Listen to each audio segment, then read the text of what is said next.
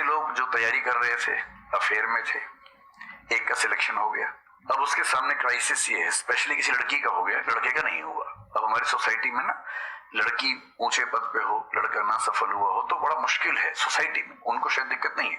अब वो लड़की प्रैक्टिकल नहीं है कि मैं तुमसे शादी करूं ये कह के अगर हट जाती है और शादी करती है किसी ऐसे व्यक्ति से जो बहुत सफल है। I know many such people personally, मैं नाम नहीं बोल सकता किसी का। मैंने जनरली पाया है कि वो लोग लाइफ में बहुत फ्रस्ट्रेशन में रहे बाद में, क्योंकि सफलता के नाम पर, प्रैक्टिकल होने के नाम पे ऐसे व्यक्ति को चुना जिसके साथ वो रह नहीं सकते ठीक से। और मैं ऐसे कई लोगों को जानता हूं जो आईएएस बने, आईपीएस बने, जिनको करोड़ों रुपए के दहेज के ऑफर्स आए, साफ ठुकरा के कहा कि मैं जिंदगी एक ही व्यक्ति के साथ गुजार सकता हूं जो मेरे साथ है, और हैं, बहुत खुश हैं। अब कोई कह सकता है उनके परिवार में कि इसने प्रैक्टिकल फैसला नहीं किया, इमोशनल फैसला किया, पर अल्टीमेटली किसी चीज की वैल्यू क्या है? आपकी लाइफ बेहतर हो। यूट्यूब पे जिसके 1 लाख भी सब्सक्राइबर्स होते हैं वो मोनेटाइज करता है 1 लाख के जब मिनिमम हो सकता है, खूब पैसा कमाते हैं, ब्रांड प्रमोशन करते हैं, साबुन तेल बेचते हैं बीच बीच में। आपका चैनल तो शायद देश में सबसे बड़ा चैनल है, आप चाहें तो कितना नहीं कमा लेंगे। मुझे कुछ दिन पहले एक एजेंसी के लोग मिले जिन्होंने बताया कि इनकी जैसी ख्याति है उस लेवल पर महीने में कोई 5-10 करोड़ भी कमाना चाहे तो कमा सकता है आराम से इस यूट्यूब चैनल से। तो मैंने पूछा कि वो कौन सी चीज है जो आपको इतना मजबूत बनाती है कि आप नहीं इस रास्ते पर जाते, मैं वो जानने में इंटरेस्टेड हूँ। तो 10 मिनट की बात के बाद मैं समझ में आ गया, क्योंकि अल्टीमेटली अगर मैं अपनी वैल्यू के खिलाफ चला गया तो खुश कैसे हो जाऊंगा? पैसा मुझे कैसे खुशी देगा जब मैं ही नहीं रहा, तो खुशी किस बात की? इसलिए इतना प्रैक्टिकल मत होना कि अपनी माँ के, पिता के, भाई बहन, दोस्त जो प्रेमी प्रेमिका है उनके इमोशंस के साथ खेलने लगो। इतना प्रैक्टिकल कभी मत होना, इतना इमोशनल मत होना कोई आपको बेवकूफ बना सके, बात बात पर बेवकूफ बनाता रहे। और बैलेंस जिंदगी जो है ना वो मध्य मार्ग में है, जिंदगी एक्सट्रीम पे नहीं है, मध्य में है। तो प्रैक्टिकल और इमोशन का बैलेंस रखिए, लाइफ बढ़िया होगी।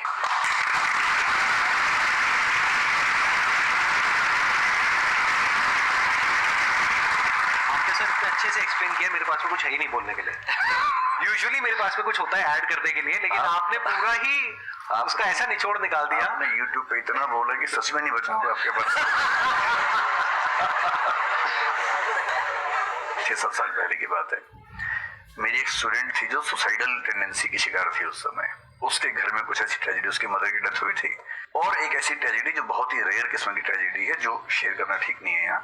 तो वो मेरे पास आई और मुझे लगा कि आज मैं पहली बार किसी ऐसे व्यक्ति से बात करूं जो डिप्रेशन में है और सुसाइड कर सकता है अगले 1-2 दिन के अंदर अंदर। अब मैं परेशान था कि मैं कैसे मैनेज करूं, और मुझे मोटिवेशन की ऐसी जानकारी उस समय तो बिल्कुल नहीं थी, बाद में थोड़ा बहुत पढ़ा।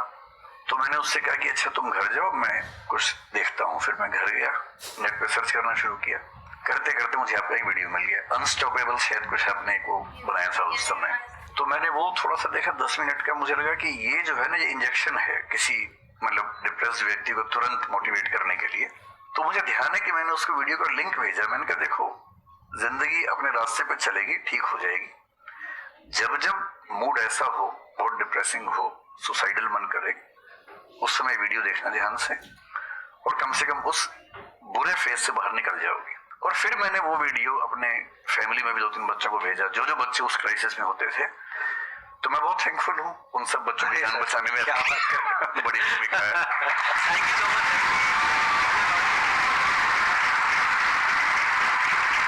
बहुत बड़ी बात कह दी सर, मेरे लिए बहुत बड़ी बात है। नहीं, कई बच्चों की जान बचाई होगी आपने जरूर। जो वो एक मोमेंट होता है, उस मोमेंट में कोई बचा ले तो लोग बच जाते हैं, वो मोमेंट क्रॉस हो जाए तो फिर चीजें बिगड़ जाती हैं। हेलो सर, नमस्ते। नमस्ते सर, बोथ ऑफ यू, मैं हमेशा से आप दोनों की बहुत फैन रही हूँ। मुझे बस ऐसा लग रहा है कि मैं सपना देख रही हूँ, मेरे लिए रियलिटी नहीं है। मुझे बस आपसे ये जानना, मैं हर मतलब एवरी डे 8 से 10 आवर में पढ़ाई करती हूँ, बट मुझे कभी कभी बहुत डिमोटिवेशन आ जाता है कि होगा नहीं होगा, क्या होगा पता नहीं।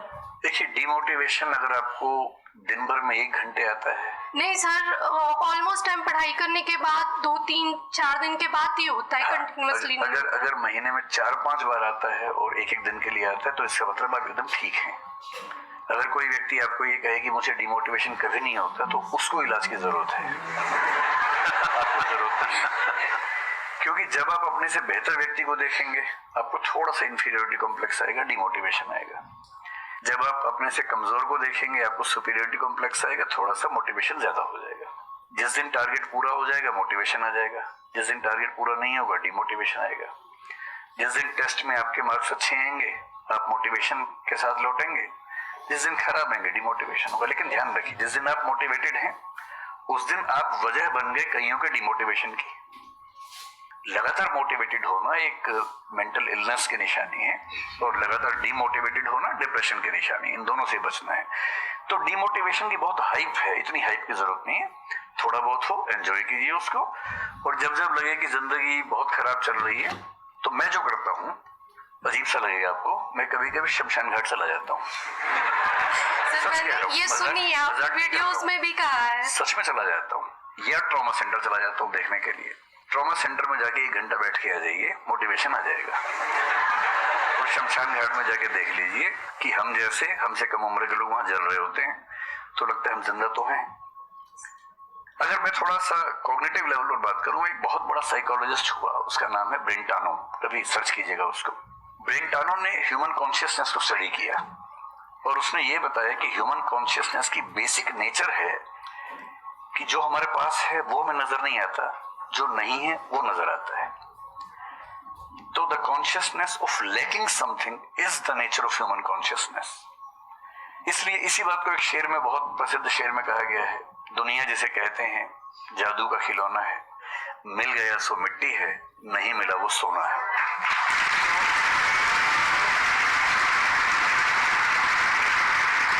तो जो आपको नहीं मिलेगा ना हमेशा बड़ा होकर दिखेगा, जो मिलेगा छोटा हो जाएगा। तो ईमानदारी इसमें है कि जब जब डिमोटिवेशन और डिप्रेशन हो, एक कागज लेके बैठ जाइए और एक तरफ लिखिए मेरी जिंदगी में ऐसा क्या क्या है जो दूसरों के पास नहीं है। पेज भर जाएगा पूरा। तो जो है उस पर ध्यान दीजिए और एंजॉय कीजिए।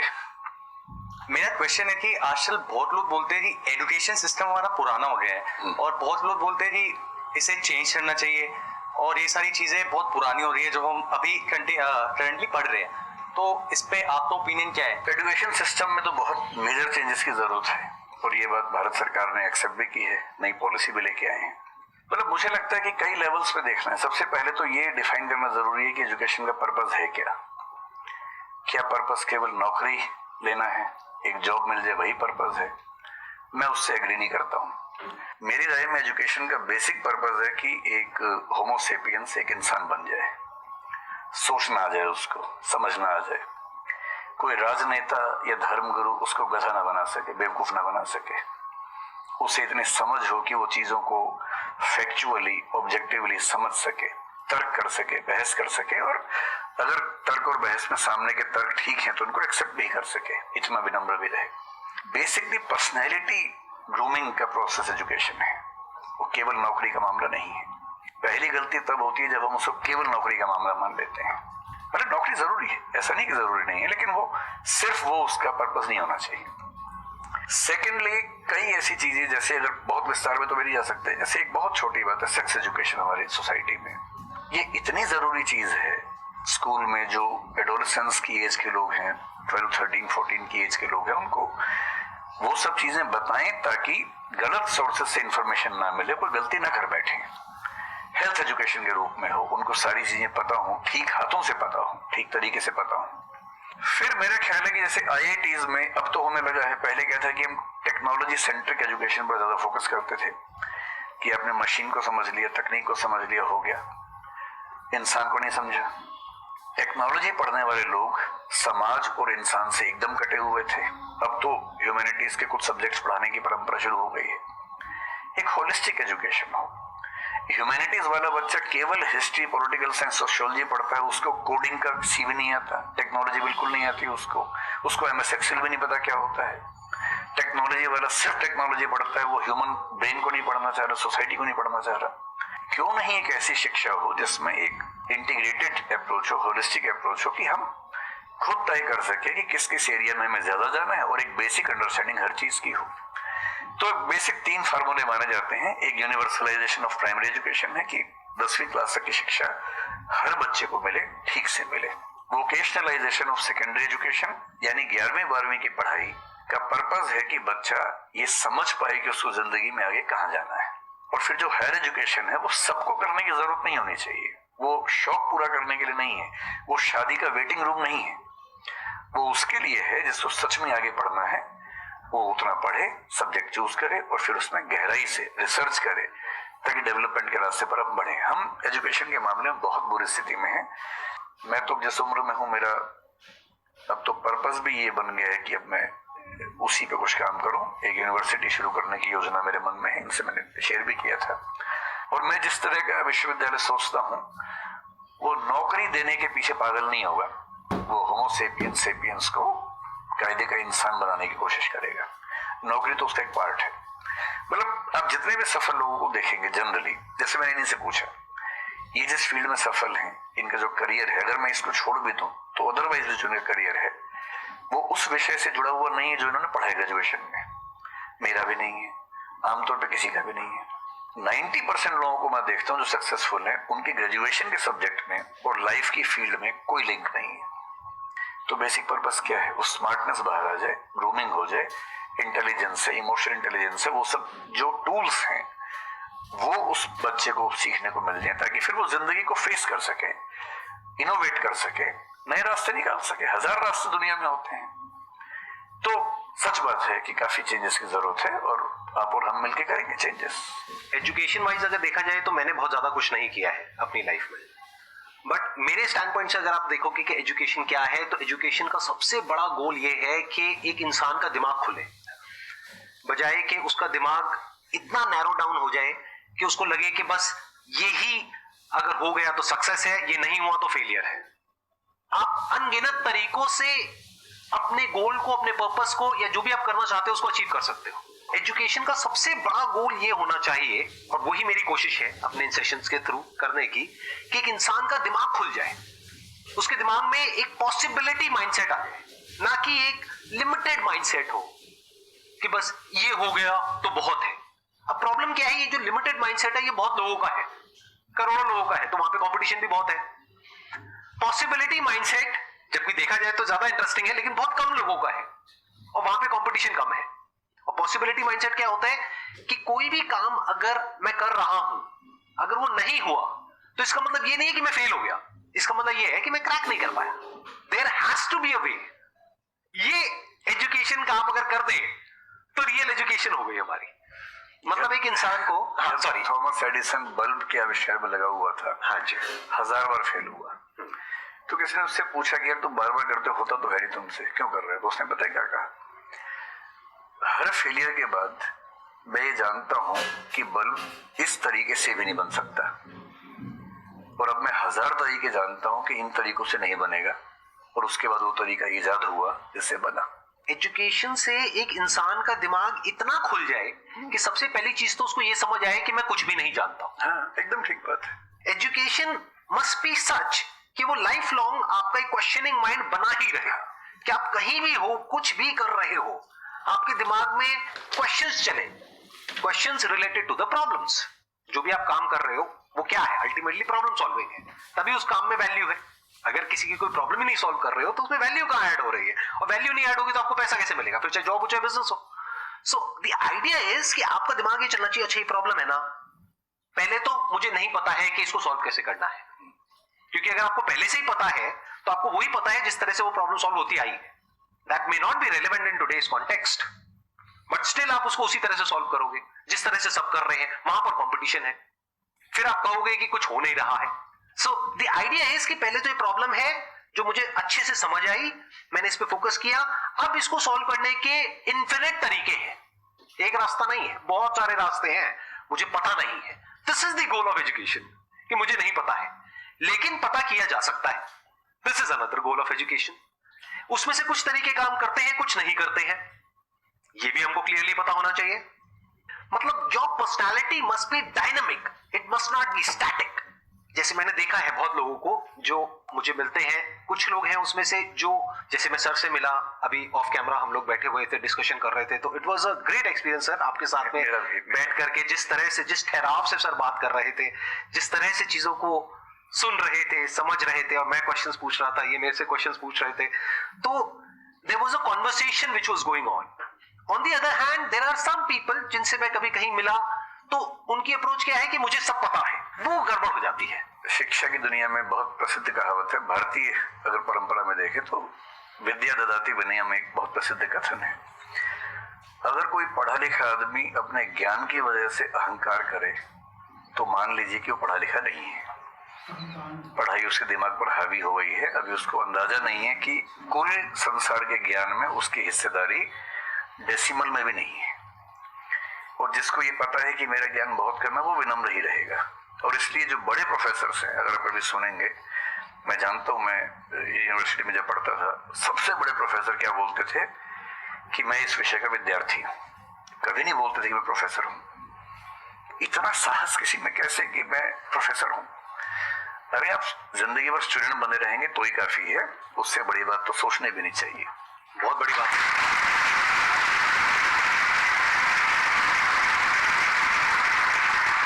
मतलब कि एजुकेशन का गोल आपको प्रोफेसर बनाना नहीं है, आपको स्टूडेंट बनाना है। अगर सर की बात को आगे एक्सटेंड किया जाए, एकदम सही, एक लाइफ लॉन्ग स्टूडेंट कि आप सीखते चले जा रहे हो, सबसे जिससे मिल रहे हो, लोगों से सीख रहे हो, सिचुएशन से सीख रहे हो, अपनी लाइफ के अच्छे एक्सपीरियंसेस से सीख रहे हो, बुरे से सीख रहे हो। जैसे मैंने देखा है, जब भी यहाँ पे कोई क्वेश्चंस पूछते हैं ना, सबके क्वेश्चंस एक ही होते हैं, सर सक्सेसफुल कैसे हो। कभी मैंने आज तक ये क्वेश्चन नहीं सुना किसी का भी जो इससे बड़ा क्वेश्चन है, जो आप रिलेट कर जाएंगे कि सर सक्सेस हमारा दिमाग खराब किस तरीके से करती है, या सक्सेस का क्या माइनस पॉइंट है। सही बात। सक्सेसफुल होने से बड़ा है मीनिंगफुल होना, सार्थक होना। सफल होना छोटी बात है, सार्थक होना ज्यादा बड़ी बात है।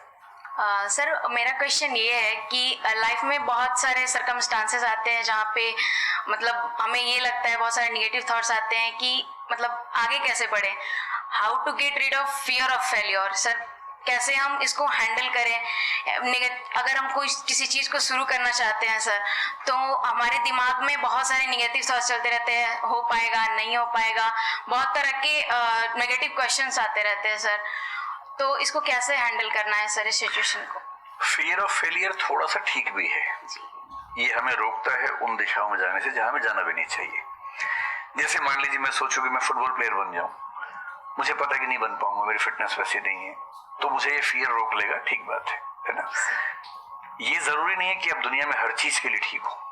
हर किसी का एक पैकेज है, हर किसी का जो एट्रीब्यूट्स हैं या वर्च्यूज हैं उन सब का एक पैकेज है। We can be good at few things, we can be best at maybe one thing, we cannot be best at everything। तो ये बहुत जरूरी है कि अपने एप्टीट्यूड को देख के हम सिलेक्शन करें कि हमें कहाँ जाना चाहिए। ठीक है, अगर सिलेक्शन कर लिया है तो फिर फियर ऑफ फेलियर होने की वजह ये है कि या तो आप जो कंपटीशन है उस पर ज्यादा फोकस कर रहे हैं, अपनी स्ट्रेंथ पे कम फोकस कर रहे हैं। मेरे ख्याल से स्ट्रेंथ पे फोकस करना, कुछ अच्छे लोगों की कंपनी में रहना जो थोड़ा सा मोटिवेट करते हो, अच्छे दोस्त हो, लगातार मनहूस टाइप की बात ना करते हो, ऐसे लोगों के साथ रहना, कुछ रिक्रिएशनल एक्टिविटीज, उससे बाहर निकल के थोड़ा खेलना कूदना, मतलब फिजिकली फिट रहना, वो सब रहेगा तो हार्मोन्स जो हमारे दिमाग में आते हैं उससे, फिजिकल एक्टिविटी से, जो एंडोर्फिन्स वगैरह है, हैप्पी हार्मोन्स है, डोपामाइन वगैरह है, वो रिलीज होते रहे तो हम वैसे भी बहुत फियर से बचे रहते हैं। और अंत में मेरा तरीका ये है कि अगर मैं कुछ नहीं करूंगा तो फेल होना तय है, करूंगा तो चांस है कि फेल होऊंगा या पास हो जाऊंगा, तो नहीं करने में तो तय है कि फेल हो गया, तो क्यों नहीं चांस ले लेते हैं। और एक जगह फेल होऊंगा तो तय मान के चलिए कि दूसरी जगह मेरे फेल होने के चांस कम होगा, क्योंकि मुझे एक एक्सपीरियंस है प्रयास करने का और फेल होने का, और वो एक्सपीरियंस किसी ना किसी क्वांटिटी में हर फील्ड में काम आता है, मैच्योरिटी आपके अंदर आती है। और मैं एक शेर अक्सर यूज करता हूँ, बहुत बहुत प्रिय शेर मुझे है, और मुझे सच में लगता है कि जिंदगी को जीना बहुत आसान काम है, मुश्किल काम नहीं है। असली बात है कि आप प्रयोग करें, कोशिश करें, और हार जाए तो दूसरी कोशिश करें। और मैं इसीलिए एक लाइन हमेशा बोलता हूँ, क्यों डरे जिंदगी में क्या होगा, कुछ ना होगा तो तजुर्बा होगा।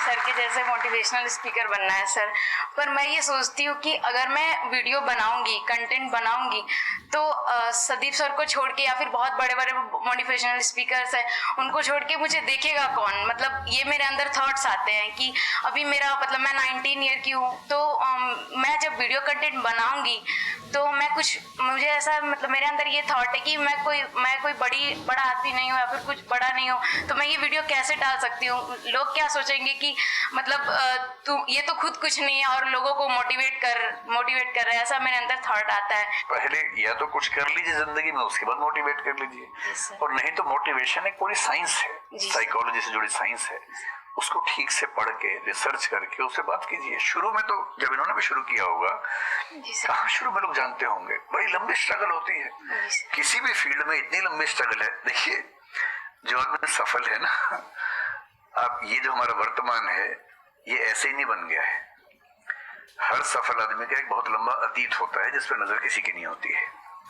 और बशीर बद्र ने एक बड़ी गहरी बात कही थी, ये फूल मुझे कोई विरासत में मिले हैं, तुमने मेरा कांटों भरा बिस्तर नहीं देखा।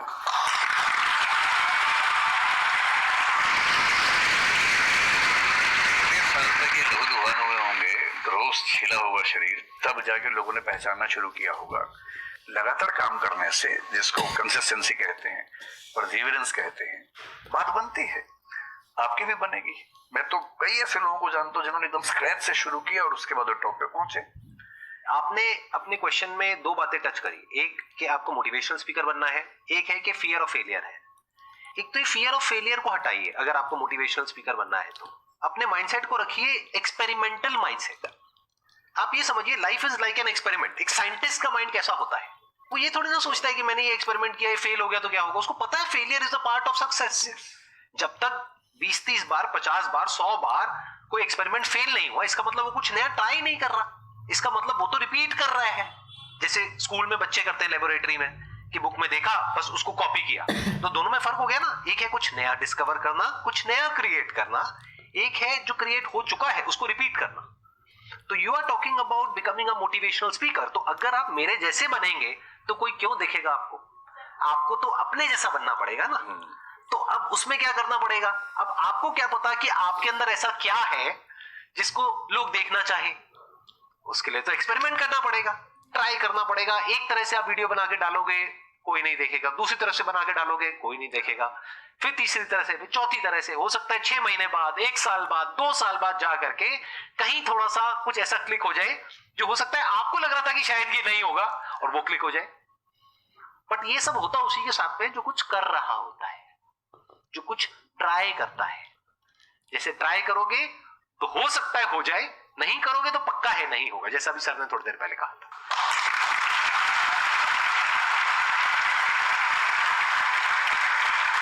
Thank you so much sir यहाँ पर आने के लिए।